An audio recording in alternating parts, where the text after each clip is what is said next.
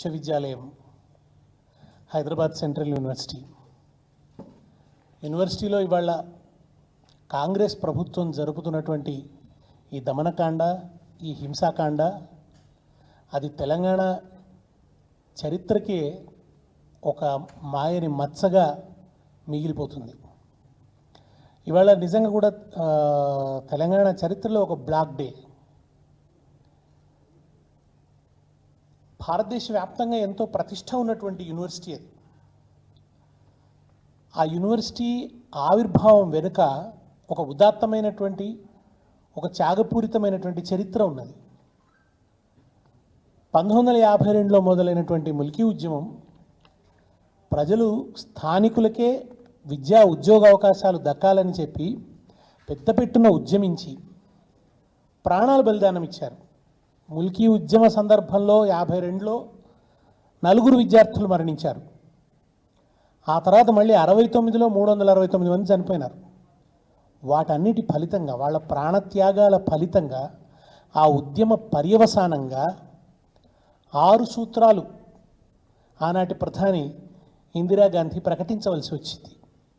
దాంట్లో భాగంగా తెలంగాణ వాళ్ళకి మెరుగైన విద్యావకాశాలు ఉండాలని చెప్పి కేంద్ర ప్రభుత్వం యొక్క నిధులతోని ఇక్కడ ఒక యూనివర్సిటీని స్థాపించాలని పార్లమెంట్లో యాక్ట్ చేయడం ద్వారా సువిశాలమైనటువంటి భూభాగాన్ని ఇస్తూ ఆ యూనివర్సిటీని ఏర్పాటు చేయడం జరిగింది.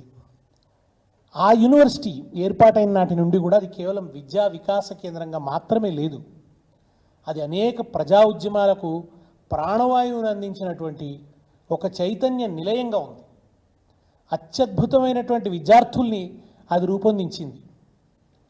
ఒక గొప్ప మేధో కేంద్రంగా విలసిల్లుతున్నది హైదరాబాద్ సెంట్రల్ యూనివర్సిటీ. ఆ యూనివర్సిటీ చాలా గౌరవాన్ని సాధించింది సమాజంలో. దేశంలో అనేక ప్రాంతాల నుంచి వచ్చినటువంటి విద్యార్థులు అక్కడ ఉన్నత విద్యను పొందుతున్నారు.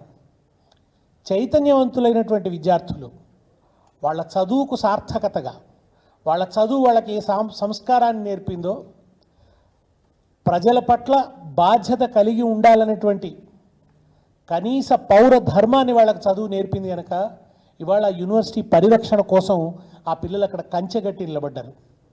అది వాళ్ళ కంటగింపుగా మారింది ఈ ప్రభుత్వానికి. ఇవాళ ఈ ప్రభుత్వాన్ని ఏలుతున్నది భూముల దందాలోంచి వచ్చినటువంటి ఒక నాయకుడు.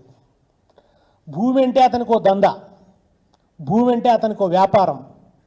భూమిని అమ్ముకోవడం తప్ప భూమికి ఉన్న మరొక విలువ కానీ, భూమి పట్ల అనుబంధం కానీ ఆయనకు తెలియదు. భూమిని ఒక సరుకుగా చూసే సంస్కృతి ఉన్నటువంటి నాయకుడు ఆయన. ఇవాళ ఆయనకు లంకె బిందెలు కనబడుతున్నాయి సెంట్రల్ యూనివర్సిటీ భూములలో. 30,000 కోట్ల రూపాయలు సంపాదించుకోవడం కోసం ఇవాళ ఆ భూముల్ని తెగనమ్మడానికి ఆయన సిద్ధపడితే, తెలంగాణ చైతన్యాన్ని అందుకున్నటువంటి విద్యార్థులు, ఈ భారతదేశంలో జరిగినటువంటి అనేక ప్రజా ఉద్యమాల చైతన్యాన్ని వారసత్వంగా స్వీకరించినటువంటి విద్యార్థులు ఇవాళ ఆయనకు అక్కడ అడ్డుగా నిలబడ్డాడు. అందుకుగాను వాళ్ళ మీద చాలా దారుణమైనటువంటి దమనకాండకి ఇవాళ ప్రభుత్వం పాల్పడుతోంది. కేవలం విద్యార్థుల మీదే కాదు, ప్రొఫెసర్ల మీద కూడా లాఠీలు జడిపించడం అనేది మొట్టమొదటిసారి చూస్తున్నాం. ఇంతకంటే అవమానకరమైనటువంటి, ఇంతకంటే ఆందోళనకరమైనటువంటి విషయం ఇంకొకటి ఉంటుందా? నిజానికి యూనివర్సిటీలోకి పోలీసులు ప్రవేశించే, వాళ్ళ ఇష్టానుసారం యూనివర్సిటీలోకి ప్రవేశించేటువంటి హక్కు, అవకాశం పోలీసులకు లేదు. అది కేంద్ర ప్రభుత్వ పరిధిలో ఉంది. దాని ఛాన్సలర్ రాష్ట్రపతి ఛాన్సలర్గా ఉన్న యూనివర్సిటీలోకి పోలీసులు ప్రవేశించాలంటే ఖచ్చితంగా వైస్ ఛాన్సలర్ గారు అనుమతి ఉండాలి. అది కూడా ఏదన్నా అన్లాఫుల్ యాక్టివిటీస్ జరిగినప్పుడు, అక్కడ ఏదన్నా లా అండ్ ఆర్డర్ సమస్య ఉత్పన్నమైనప్పుడు మాత్రమే పోలీసులు దాంట్లోకి వీసీ అనుమతితో ప్రవేశించేటువంటి అవకాశం ఉంటుంది. ఇవాళ పోలీసులు ఎట్లా ప్రవేశించారు? వీసీ గారు ఎట్లా అనుమతిచ్చారు? యూనివర్సిటీ వీసీ గారు పోలీసులు లోపలికి రావడానికి ఎట్లా అనుమతించారు? లోపల లాఠీ చార్జీలు జరిగేదాకా వీసీ గారు ఎట్లా ఈ పరిణామాన్ని అనుమతిస్తున్నారు ఆయన? ఇది నిజంగా కూడా చాలా ఆందోళన కలిగిస్తున్నటువంటి విషయం. అంతేకాకుండా ఇవాళ ఈ ప్రభుత్వం మాట్లాడితే తమది ప్రజాపాలన అని చెప్తుంది. ఈ రాష్ట్రంలో ఉన్న విద్యార్థుల శ్రమను పెట్టుబడిగా పెట్టి వాళ్ళ ఆకాంక్షల్ని తమ పెట్టుబడిగా వాడుకొని అధికారంలోకి వచ్చినారు రేవంత్ రెడ్డి వాళ్ళ. అటువంటి ఆయనకి వాళ్ళ ఆ విద్యార్థులతో చర్చించే ఓపిక లేదా? కనీసం ఆ పిల్లల్ని పిలిచి చర్చించవచ్చు కదా. వాళ్ళంతా ఏమన్నా లుంపెన్ వర్గమా, రౌడీలా, గూండాలా, మాఫియా లీడర్లా, టెర్రరిస్టులా? చక్కగా చదువుకుంటున్నటువంటి పిల్లలు ఎంత చక్కగా మాట్లాడుతున్నారు. ఆ పిల్లలందరూ కూడా చాలా చట్టబద్ధంగా మాట్లాడుతున్నారు, న్యాయబద్ధంగా మాట్లాడుతున్నారు, ధర్మబద్ధంగా మాట్లాడుతున్నారు. ఆ పిల్లలు సృజనాత్మకంగా మాట్లాడుతున్నారు. ఆ పిల్లలు సమాజం పట్ల బోలెడంత పట్టింపుతో మాట్లాడుతున్నారు ఆ ప్రజలు. అటువంటి ఒక కొత్త యువతరాన్ని చూస్తే ఇవాళ సంతోషం కలుగుతున్నది. కానీ వాళ్ళని చూస్తే కంపర పుడుతున్నది ఈ ప్రభుత్వానికి. ఇవాళ ఏం మాట్లాడుతున్నారు? పొంగులేటి శ్రీనివాసరెడ్డి గారు పెయిడ్ బ్యాచ్ అట, ఆ విద్యార్థులు పెయిడ్ బ్యాచ్ అట. అయ్యా, నిన్నటిదాకా మీ చుట్టూ కూడా విద్యార్థులు తిరిగారు కదా, మీరు అధికారంలోకి రావడం కోసం వాళ్ళని వినియోగించుకున్నారు కదా, అప్పుడు మీ చుట్టూ తిరిగిన వాళ్ళంతా పెయిడ్ బ్యాచేనా? ఆ విద్యార్థులను అట్లా అనడానికి మీకు నోరెట్లా వచ్చింది? వాళ్ళేమీ పూర్తిగా అందరూ తెలంగాణ రాష్ట్రానికి చెందిన పిల్లలే కాదు, ఈ దేశంలో వివిధ రాష్ట్రాల నుంచి వచ్చి అక్కడ చదువుకుంటున్న పిల్లలు ఉన్నారు. వాళ్ళు ఈ దేశ ప్రజాస్వామిక సంస్కారాన్ని పుణికిపుచ్చుకున్నటువంటి పిల్లలు కనుక వాళ్ళు మిమ్మల్ని ప్రశ్నిస్తున్నారు, అన్ని భాషల్లో ప్రశ్నిస్తున్నారు. మీకు వినబడుతుందో లేదో, వాళ్ళు మిమ్మల్ని హిందీలో ప్రశ్నిస్తున్నారు, ఇంగ్లీష్లో ప్రశ్నిస్తున్నారు, తెలుగులో ప్రశ్నిస్తున్నారు. వాళ్ళ ప్రశ్న మీకు ఇవాళ మింగుడు పడడం లేదు. మేము ప్రజాస్వామ్య పరిపాలన అందిస్తాం, మా 7వ గ్యారంటీ ప్రజాస్వామ్య పునరుద్ధరణ, నిరంకుశత్వం అనేది ఉండదు, భావ ప్రకటన స్వేచ్ఛ ఉంటుంది అని చాలా పెద్ద పెద్ద మాటలు మాట్లాడినారు కదా. ఆ ప్రగల్భాలన్నీ ఇప్పుడు ఎక్కడ పోయినాయి? మాట్లాడితే రాజ్యాంగబద్ధత అని రాహుల్ గాంధీ గారు కూడా మాట్లాడుతుంటారు. మరి ఇప్పుడు వారెక్కడున్నారో? రోహిత్ వేముల ఆత్మహత్య సందర్భంలో రాహుల్ గాంధీ గారు సెంట్రల్ యూనివర్సిటీకి వస్తే ఆయనకి ఎస్కార్ట్ ఇచ్చి పంపించింది బీఆర్ఎస్ ప్రభుత్వం. ఎస్కార్ట్ ఇచ్చి యూనివర్సిటీకి పంపించింది. నిజంగా ఆయన 2 సార్లు ఆ యూనివర్సిటీకి వచ్చి రోహిత్ వేముల కోసం నిలబడితే రాహుల్ గాంధీ మీద గౌరవం పెరిగింది. ఆ రోజు మీకు మీ ప్రభుత్వం లేదు రాష్ట్రంలో, మీరు ఆ యూనివర్సిటీలో ప్రవేశించాలంటే మీకు కొంత అవరోధం ఉంది. కానీ ఆ రోజు మీకు బీఆర్ఎస్ ప్రభుత్వం సహకరించి మీకు ఎస్కార్ట్ ఇచ్చి మిమ్మల్ని యూనివర్సిటీ దాకా తీసుకుపోయింది. ఇవాళ మీ ప్రభుత్వమే ఉంది ఇక్కడ, మీరు యూనివర్సిటీకి రావచ్చు. కానీ ఇవాళ మీకు ఎందుకు యూనివర్సిటీకి రావడానికి తీరిక దొరకటం లేదు? రాహుల్ గాంధీ గారు యూనివర్సిటీకి వచ్చే తీరిక లేదు, విద్యార్థులతో మాట్లాడే ఓపిక లేదు, లేకుంటే లేకపోయింది. కనీసం ఈ ముఖ్యమంత్రికి ఒక ఫోన్ చేసి ఎందుకయ్యా పిల్లల్ని కొడుతున్నావు, అన్యాయంగా వాళ్ళ రక్తం కళ్ళ చూస్తున్నావు, ఎందుకు ప్రొఫెసర్లను కొట్టడం ఏమిటి అసలు అని ఒక్క మాట మాట్లాడలేకపోతున్నారు రాహుల్ గాంధీ గారు. ఇది రాజ్యాంగ బద్ధత కాదు అని లేకపోతున్నారా? భూముల్ని అమ్ముకోవడం కోసం తెలంగాణ బిడ్డల విద్యార్థుల వీపుల్ని చిట్ల కొట్టడం రాజ్యాంగ బద్ధత కాదు అని రాహుల్ గాంధీ గారు ఎందుకు చెప్పలేకపోతున్నారు? నిన్న వనమయూరాల ఆర్తనాదాలు విన్నాం, ఇవాళ విద్యార్థి కిషోరాల ఆర్తరావాలు వింటున్నాం. నిన్న నెమళ్ళు వేస్తున్నటువంటి భయవిహ్వలమైనటువంటి కేకలు విన్నాం, ఇవాళ వీపులు చిట్ల కొడుతున్న పిడికిలు బిగించి విద్యార్థులు చేస్తున్నటువంటి నినాదాలు వింటున్నాం. రేవంత్ రెడ్డి గారు, మీకు సిగ్గనిపించడం లేదా? ఆ పిల్లలు అంత చైతన్యంతో మీకు వ్యతిరేకంగా వాళ్ళు అట్లా మాట్లాడుతుంటే, మీకు అడ్డంగా నిలబడితే, మిమ్మల్ని నిలదీస్తుంటే మీకు సిగ్గనిపించడం లేదా? ఇవాళ దారుణంగా మీరు వాళ్ళ మీద విరుచుకుపడుతున్నారు. తెలంగాణలో ఇక కొంతమంది మేధావులు ఉన్నారు. బీఆర్ఎస్ పరిపాలనా సందర్భంలో ఎక్కడ ఏం జరిగినా దానికి సంబంధించిన నిరసనకారుల కన్నా ముందు వీళ్ళే వాలిపోయేవాడు. మంచిదే, నేను వాళ్ళ చైతన్యాన్ని అభినందిస్తున్నా. మీరు ప్రశ్నను నిలబెట్టే ప్రయత్నం చేశామన్నారు, అప్పుడు మీరు ప్రశ్నకు అండగా నిలబడ్డామన్నారు. భావ ప్రకటన స్వేచ్ఛ కోసం నిలబడ్డామన్నారు, నిరంకుశత్వానికి వ్యతిరేకంగా నిలబడ్డామన్నారు. అభినందనీయులు సార్ మీరందరూ కూడా. ప్రొఫెసర్ కోదండరామ్ గారు, ఆకునూరి మురళి గారు, మీరందరూ కూడా నిజంగా అభినందనీయులు. మీరు ఆ రోజు హామీ ఇచ్చారు పౌర సమాజానికి, మేము ఇట్లాగే ఉంటాం, మేము ప్రశ్నించే వైపే నిలబడి ఉంటాం, మేము ప్రజల పక్షం నిలబడి ఉంటాం, మేము నిరంతర ప్రతిపక్షం అన్నారు, మేమెప్పుడూ అపోజిషనే అని అన్నారు. సార్ ఇవాళ ఏమైంది సార్? అర్జెంటుగా మీరు మౌన మునులుగా మారిపోయారు. మీ గుండె చప్పుడన్నా మీకు వినిపిస్తుందా సార్? అంత నిశ్శబ్దాన్ని పూనారు ఎందుకు మీరు? ఎందుకు సార్ ఇట్లా కఠిన శిలలుగా మారిపోయారు ఇవాళ మీరు? ఇంకా చెప్పాలంటే బెల్లం కొట్టిన రాయిలో ఎందుకుంటున్నారు సార్? మీకు ఈ దమనకాండ కనిపించడం లేదా? అశోక్ నగర్లో విద్యార్థుల మీద లాఠీలు విరుగుతుంటే మీరు మౌనం వహించారు సార్. మీ మౌనాన్ని భరించలేకపోయారు. మీ నుంచి ఆ మౌనాన్ని ఎవరు ఎక్స్పెక్ట్ చేయలేదు. అశోక్ నగర్లో నిరుద్యోగుల మీద లాఠీ చార్జీ జరిగినప్పుడు మీరు మౌనంగానే ఉన్నారు.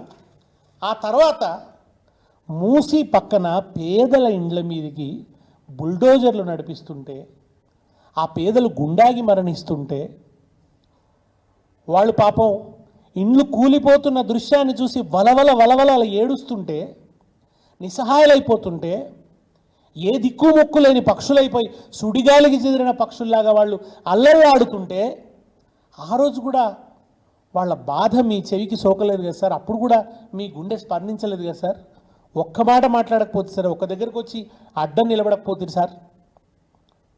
మీరు జేఏసీ చైర్మన్గా మీరు మాట్లాడుతున్నప్పుడు, మీ వెంట తిరుగుతున్నప్పుడు, మీరు చూపించే ప్రజాస్వామిక స్ఫూర్తిని చూసి ప్రభావితమైన వాళ్ళలో నేను ఒకటి సార్. కానీ ఇవాళ మీరు ఎందుకు ఆ ప్రజాస్వామిక సూత్రాలు మర్చిపోతున్నారని చెప్పి, ఎందుకు ఆ ప్రజాస్వామిక సంస్కారాన్ని విడిచిపెడుతున్నారని చెప్పి చాలా ఆవేదన కలుగుతుంది సార్. ఇది ప్రజల పట్ల ఆవేదన, మీ పట్ల కూడా ఆవేదన. మీ పట్ల ఆవేదనతో వేస్తున్న ప్రశ్న తప్ప మరొకటి కాదు. మీరెందుకు ఇవాళ మౌనాన్ని ఆశ్రయిస్తున్నారు? మీరెందుకు రేపు చరిత్రలో దోషులుగా నిలబడే పరిస్థితిని మీకు మీరే కల్పించుకుంటున్నారు? మా బతుకుదేరు ఆగమవుతుంది, మా భూములు ఇవ్వమని చెప్పి లగచర్ల లంబాడి బిడ్డలు తిరగబడినప్పుడు కూడా మీరు మాట్లాడలేదు సార్. సరికదా కలెక్టర్ మీద దాడి జరిగింది కనుక మేము ఎట్లా మాట్లాడతామని మీరు సాకులు వెతికేటువంటి ప్రయత్నం చేశారు. ఓ మాట అన్నారు మీరు, రేవంత్ రెడ్డి వచ్చిన తర్వాత మాకు ఊపిరాడుతుంది అని మాట్లాడారు. సార్ ఎప్పుడు ఊపిరాడింది సార్? కేసీఆర్ గారికి వ్యతిరేకంగా పోరాటం చేసినప్పుడు ఊపిరాడిందా? ఇవాళ రేవంత్ రెడ్డి గారికి వ్యతిరేకంగా పోరాటం చెయ్యలేక నిస్సహాయంగా అచేతనంగా ఇంట్లో ఉండిపోతే ఇవాళ ఊపిరాడుతుందా సార్? ఎప్పుడు సార్ మీకు ఊపిరాడింది? ఇవాళ మీకు ఊపిరాడుతున్నట్టుగా ఉందా? ఇవాళ మీకు ఏం ఉక్కపోత అనిపించడం లేదా సార్? తెలంగాణ ఉద్యమ వేదికగా నిలిచినటువంటి ఉస్మానియా యూనివర్సిటీ, మీరు చాలాసార్లు దాని గురించి దాని చైతన్యాన్ని గురించి, అది నక్సల్బరీ ఉద్యమ సందర్భంలో కానీ, 1969 ఉద్యమ సందర్భంలో కానీ, ఆ తర్వాత మలిదశ తెలంగాణ ఉద్యమ సందర్భంలో కానీ ఉస్మానియా యూనివర్సిటీ నిర్వహించిన అద్భుతమైన పాత్రను గురించి మీరు కథలుగా చెప్పిండ్రు కదా సార్? ఎన్ని ఉపన్యాసాలు ఇచ్చింది సార్? ఆ యూనివర్సిటీలో కనీసమైన నిరసనలకు అవకాశం లేకుండా రిజిస్ట్రార్ నిషేధాజ్ఞలు విధిస్తే మీరు ఒక్క మాట మాట్లాడకపోతుంది సార్. ఇది ఎక్కడి ఘోరకలి అని మీరు అడగరా సార్? ఇది ఎక్కడి ప్రజాస్వామ్యం అని అడగరా? మీరు కష్టపడి మీ భుజాల మీద మోసుకొచ్చిన ప్రభుత్వం ఇది. ఈ ప్రభుత్వాన్ని మీరు మీ భుజాల మీద మోసుకొచ్చారు. రేవంత్ రెడ్డి మీ భుజాల మీద నిలబడి ఉన్నాడు సార్, ఎక్కడో లేడు. మీ భుజాల మీద నిలబడి ఉన్నాడు రేవంత్ రెడ్డి. ఒక్క నిమిషం మీరు భుజాలు విదిలిస్తే కూలిపోతాడు, కింద పడతాడు. పక్కకు జరగండి సార్, ఒకసారి మీరు పక్కకు జరగండి, అర్థమవుతుంది. మీరు రండి పోరాటాల వైపు, మీరు రండి ఉద్యమాల వైపు. మీరు ఒక ఉద్యమ జేఏసీ అధ్యక్షుడిగా మీ నుంచి పోరాటాన్ని ఆశిస్తున్నది తెలంగాణ గడ్డ. ఇవాళ యూనివర్సిటీలో ఇంత దమనకాండ జరుగుతుంటే, ఎందుకంటే మీరు ఒక ప్రొఫెసర్, విద్యార్థుల మీద లాఠీ చార్జీ జరుగుతుంటే, ప్రొఫెసర్ల మీద కూడా లాఠీ చార్జీ జరగకుంటే మీరు మాట్లాడకపోతే అది చారిత్రక తప్పిదం అవుతుంది సార్. నేను ఇంతకుముందు చెప్పిన సార్, మీ పట్ల కన్సర్న్తో నేను ఈ విషయం చెప్తున్నాను తప్ప మీ మీద ఏదో నేను ఇప్పుడు ఈ నిమిషం ఏదో ఆక్షేపణ చేసి మిమ్మల్ని ఏదో రాజకీయంగా ఇబ్బంది పెట్టాలన్నది కాదు నా ఆలోచన. మీలాంటి వాళ్ళు, మీరు పౌర హక్కుల ఉద్యమం నుంచి వచ్చింది కదా సార్, బాలగోపాల్ గారి వారసత్వాన్ని తీసుకొని వచ్చింది కదా సార్. ఇవాళ హెచ్సియు విషయంలో మీరు మౌనం వహిస్తే మాత్రం అది చారిత్రక తప్పిదం అవుతుందని చెప్పి నేను కోదండరాం గారికి విజ్ఞప్తి చేస్తున్నాను. సో మురళి గారు కూడా సార్, మీరు దళిత విద్యార్థుల పట్ల, బహుజన విద్యార్థుల పట్ల మీ నిబద్ధతను ప్రకటించారు. నిరంతరం వాళ్ళ కోసం నిలబడతామన్నారు, వాళ్ళ కోసం ప్రశ్నిస్తున్నామన్నారు, వాళ్ళ విద్యావకాశాల గురించి, వాళ్ళ కోసం హామీ పడిన విద్యా వికాసం గురించి, తెలంగాణలో వాళ్ళకు విద్యా వికాసం లభించాలని, వాళ్ళకు మెరుగైన విద్య రావాలని, అదే నా జీవన లక్ష్యం అన్నారు మీరు. అందుకోసమే విద్యా కమిషన్ చైర్మన్ అయ్యామన్నారు మీరు. సార్, మరి వాళ్ళకి హెచ్సియులో దళిత బహుజన విద్యార్థుల నెత్తురు కళ్ళ చూస్తున్నది ఈ ప్రభుత్వం. కందిపోయిన వాళ్ళ వీపులు మీకు కనబడడం లేదా? ఆ లాఠీ దెబ్బలతో ఆ పిల్లలు పెడుతున్నటువంటి ఆర్తనాదాలు మీ చెవులకు సోకటం లేదా సార్? వాళ్ళందరూ దళిత బహుజన విద్యార్థులు, వాళ్ళ కోసం మీరు గొంతు విప్పవలసి ఉంది. విద్యా కమిషన్ చైర్మన్గా మీరు వాళ్ళు ఒక మాట మాట్లాడితే ఈ ప్రభుత్వం ఆలోచించవలసి వస్తుంది. అట్లాగే ఉన్నత విద్యామండలి చైర్మన్ కానీ బాలకృష్ణారెడ్డి గారు, మీరందరూ మాట్లాడాలి. మీరు విద్యారంగం పట్ల గొప్ప నిబద్ధత కలిగినటువంటి వాళ్ళు, దాని గురించి పరితపించేటువంటి వాళ్ళు కదా, అది హామీ పడ్డారు కదా మీరు. అటువంటిది ఇవాళ 83 మంది పిల్లలు విషాహారం తిని హాస్టళ్లలో రెక్కలు తెగిన పక్షులై ఊపిరాగి బిడ్డలు మరణిస్తే కూడా మీరు మాట్లాడుకుంటే ఎట్లా సార్? సమాజం మీ నుంచి ఆశిస్తున్నది మీరు మాట్లాడాలని, మీరు ప్రశ్నించాలని, మీరు కొట్లాడాలని ఆశిస్తున్నది కనుక మీరు మాట్లాడండి. మీరు మౌనంగా ఉండడం మాత్రం మంచిది కాదు. మిమ్మల్ని ఒకటే ప్రశ్న మీకు పదే పదే ఎదురవుతుంది. మీకు పట్టింపు సమాజం మీదనా, లేక మీ కోపం కేసీఆర్ మీదనా? మీ కన్సర్న్ సొసైటీ మీదనా, లేకుంటే కేవలం మీ వ్యక్తిగత కోపం కేసీఆర్ మీదనా అనే ప్రశ్న మీకు పదే పదే ఎదురవుతుంది.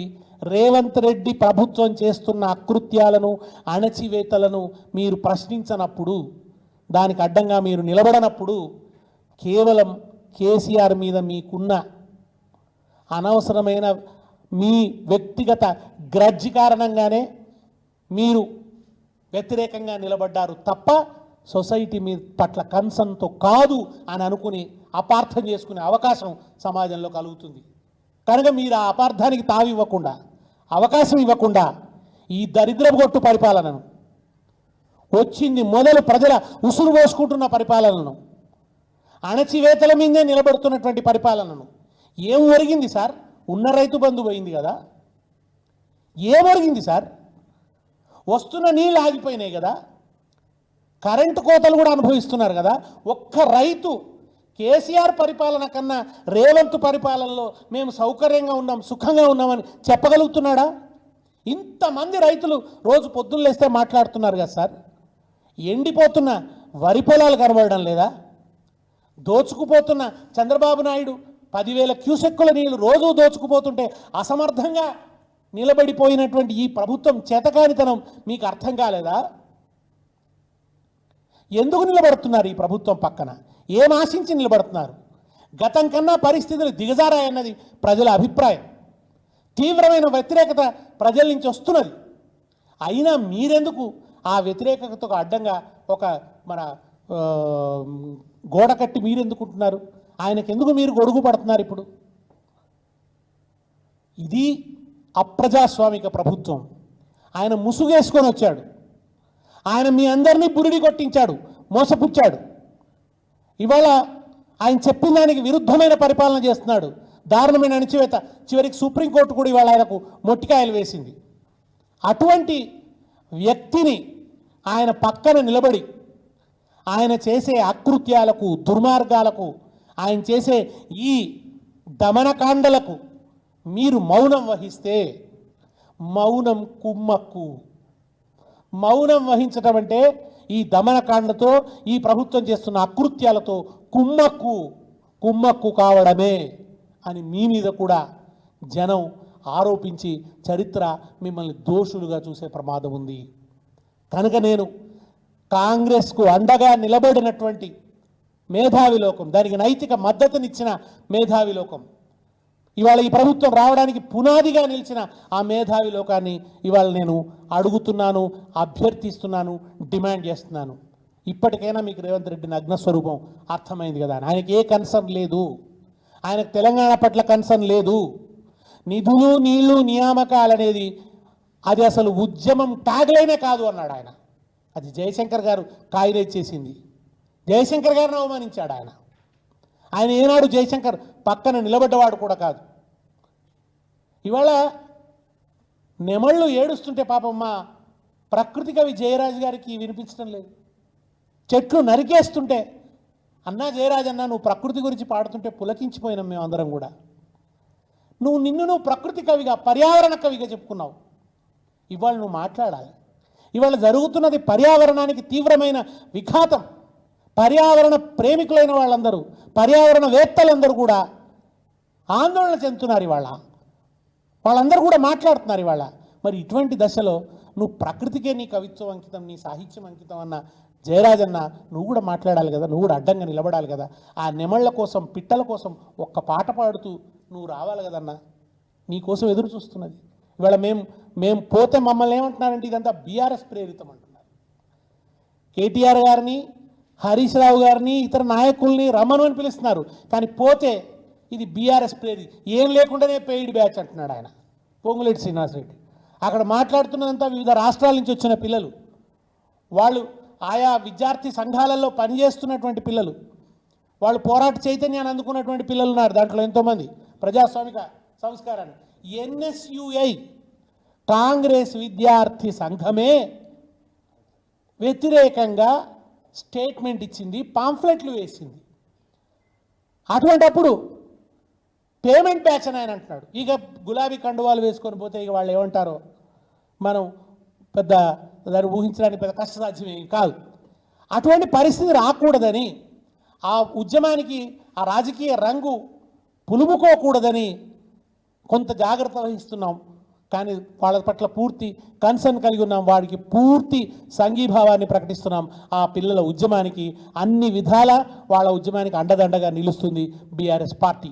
కనుక నేను సాహిత్యకారులైనా మేధావులైనా ఈ దుర్మార్గాన్ని ఖండించవలసిందే. ఈ దుర్మార్గానికి వ్యతిరేకంగా చాలామంది గొంతు విప్పుతున్నారు. ఇవాళ హరగోపాల్ గారు ప్రెస్ క్లబ్, మన బషీర్బాగ్ ప్రెస్ క్లబ్లో ఆయన ఒక కాన్ఫరెన్స్ పెట్టారు, ప్రెస్ కాన్ఫరెన్స్ పెట్టి మాట్లాడారు. ఆయన ఒక ఆర్టికల్ రాశారు. నిజానికి ఆయన కూడా కొంత విశ్వాసం కలిగి ఉన్నాడు ఈ ప్రభుత్వం పట్ల మొదటి దశలో. కానీ ఇవాళ ఆయనకు ఆ విశ్వాసం సన్నగిల్లుతున్న స్థితి ఏర్పడి ఇక ఈ ప్రభుత్వం స్లిప్ అయిపోయింది, ఇది జారిపోయింది, ఇది మనం అనుకున్న పద్ధతిలో లేదు అని చెప్పి ఇవాళ ఆయన ముందుకొచ్చి ఆయన రాజీవ్ గాంధీ విగ్రహం పెట్టినప్పుడు కూడా మాట్లాడినాడు. తెలంగాణ తల్లి విగ్రహానికి బదులు రాజీవ్ గాంధీ విగ్రహాన్ని పెట్టినప్పుడు మాట్లాడినాడు. తర్వాత దశలో కూడా ఆయన ఈ ప్రభుత్వం యొక్క అప్రజాస్వామిక చర్యల్ని ఖండిస్తూ వస్తున్నారు. అదేవిధంగా నేను కోదండరామ్ గారు, ఆకునూరు మురళి గారు, జయరాజ్ గారు ఇట్లాంటి వాళ్ళందరూ కూడా ఈ దుర్మార్గాన్ని ఖండించే విషయంలో, ఉద్యమించే విషయంలో ముందుండాలని చెప్పి నేను వాళ్ళకి వినమ్రపూర్వకంగా విజ్ఞప్తి చేస్తున్నాను.